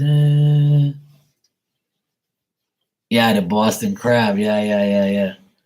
I used to do the figure four leg lock on my sister, and she used to scream and get mad at me. I had to practice on somebody. But me and my friends, we used to like put like a bed mattress on the ground, and we used to like do moves and shit, and like, but we even hurt each other, but we were like wrestle all the time. It was fun, man. I had a great time when I was young. In the '90s, it was probably the best times ever. It'll never be the same. Like if you're over 40 like we are, those are the best times of our lives was in the '90s. Definitely. '80s, '90s. Soon as 2000 came around, it was kind of like going downhill. Yeah, man, me and my boys, we used to like hang out in like my friend's apartment. Like his my friend's brother, he got like a divorce at the time, so we they didn't have the apartment, so we would use the apartment, and it was all empty when the guy moved out. So then we put like this mattress there, and we started like jumping off chairs and doing like flying elbows and all sorts of crazy shit, and like trying to do the moves and see if they actually worked. Because people used to say to me, "Wrestling's fake. It's trash." I said, "No, it's not fake." I used to defend it for the life, like forever. It was so funny, man. But in Bermuda, one time they held a wrestling event, and Hacksaw Jim Duggan and Junkyard Dog came to Bermuda, and I met them, and I have to ask my mom where the pictures are. I was like maybe 10 or 11, and they had a big wrestling event, and it was a 3-day event, and I went to all 3 days, and the main event was Hacksaw Jim Duggan and Junkyard Dog, and he used to come in with the big chain and all that, and Hacksaw had the like 2x4, and I saw that live from Bermuda. It was one of my favorite times too. I was super young, man. I was like 10 or 11. I remember my dad took us because my dad used to like wrestling too. He thought it was fun. So we had a great. I actually saw it live here, so it was pretty cool. But we don't have things like that no more, man. It's not the same. It's just wrestling. Everything back in the '90s was better than it ever was now, especially like sports, the players, like wrestling, all sorts of shit is way better then than it was now. People think that everything's better now. No, it wasn't. Wrestling back then was better. Sports back then was better. Everything's fixed. Everything's corrupted. Everything's like bullshit.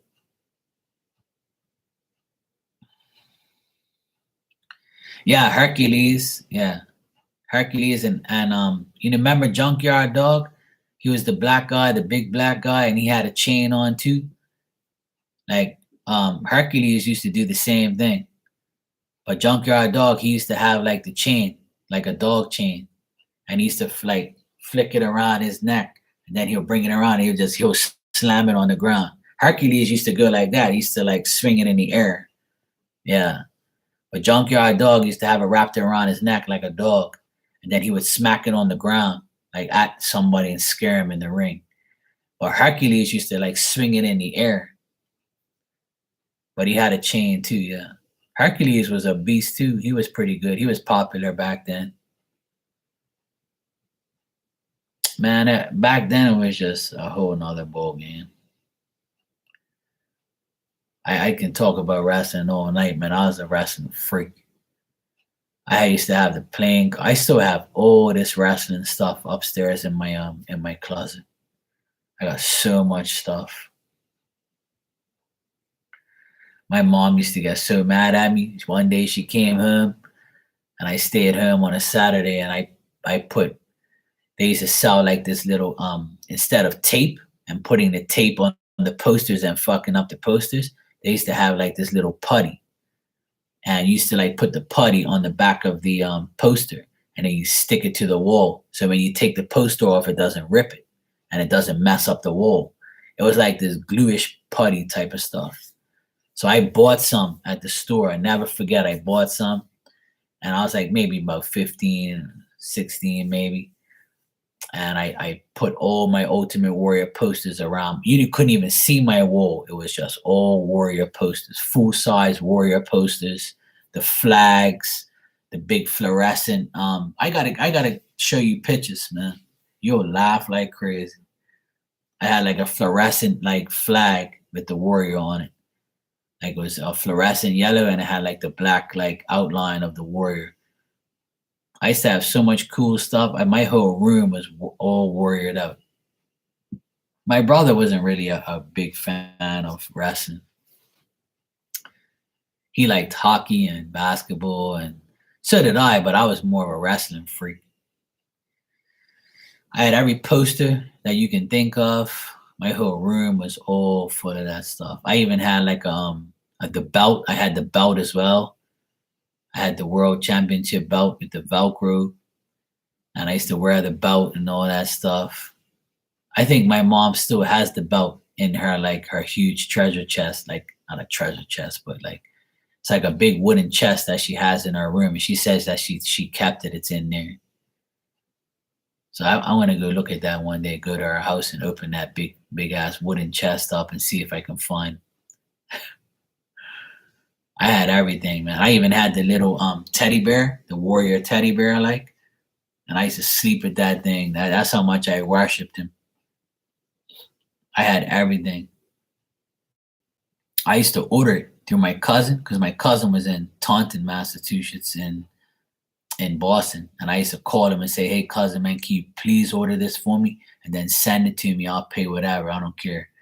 So I used to get like $100 worth of merchandise, like pens. I used to write like, get a like a whole thing, and I'll be like, "Hey, Roy, let's get this for me," and just he hooked me up because you couldn't order it from the wrestling buddy. Yeah, I had that too. Yeah, I had the wrestling buddy. Man, I had everything, the belt, the whole 9 yards. Like I said, it was nothing I didn't have. And one day I saw this guy airbrushing shirts, and I was like, "Hey, you know the Ultimate Warrior?" He goes, "Yeah, of course, that's my boy." And I said, "Look, can you get a white shirt, a white tee, and I want you to like draw the Ultimate Warrior on here, like an airbrush." He goes, "Yeah, sure, man." I paid like $25, and I still have this shirt. It looks awesome, man. It's like it's on the next level. Hey, Becca, meow. How you doing, sweetie? I'm sorry I missed your live earlier. As soon as I got home, I went online and it said 29 minutes you had logged off. And I'm like, I never see Becca out here at night. And I said, damn it, and all times I missed it.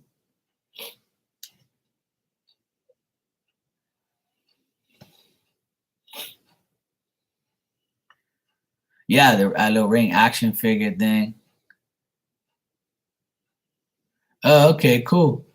Yeah, I when I logged on, I got the notification. I saw like the red notification thing, and I clicked on it, and it said Becca, and I was like, and it said 29 minutes ago, and I was like, shit, I just missed. Oh, she unblocked you? Oh, all right, bro, we're good then. See, I don't have to block her now for you.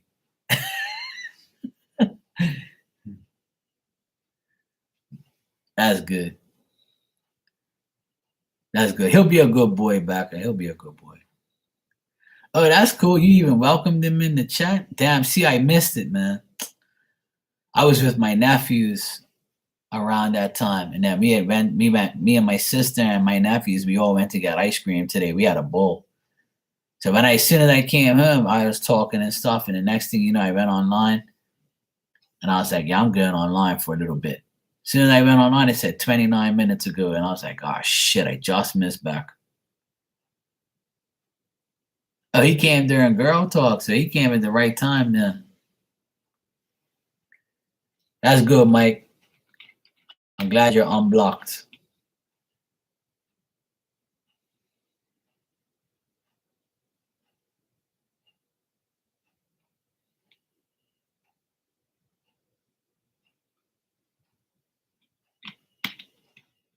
Yeah, I know. I was just telling Mike earlier that there's not too many guys that come in here, and there's not too many single guys that come in here either. because they be hating. They were like, Mark's got all the women in here. I'm like, well, every man reader has women in their room. Duh. It's not just me. Don't act like I'm the one getting all the women. And like I already told you, my D can go through the screen. Okay, if that was the case, I'd impregnate half of the world. So that's not going to happen. So calm your tits.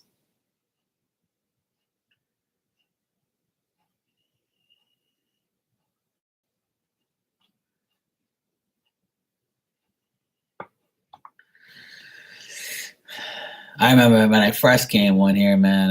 It was to be crazy. I used to have a couple guys, and obviously 90% women. And we used to have like so much sex, dirty talk, and people used to leave. They were like, "It's too much sex talk in here. Mark's acting crazy." I'm like, I ain't acting crazy. I'm like, what? You don't like coochie? What's wrong? You don't like people don't like sex or something? I ain't gonna get in trouble, but I need to watch the. I'm watching the game. All right, bro. I'm gonna head out myself. I'm gonna go watch the Celtics game in another half an hour. I gotta go make a coffee so I can stay up.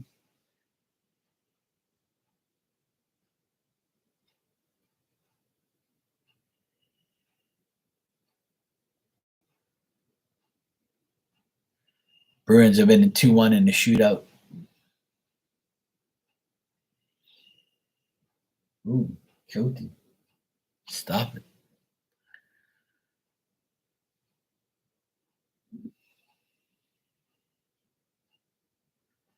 Are they gonna win? Are they gonna win? Yes, they are. Yeah, baby. Bruins win. All right, I'm good. All right, love you guys. Take care. Have a good week. And I will see you guys tomorrow, God willing. I'll be back.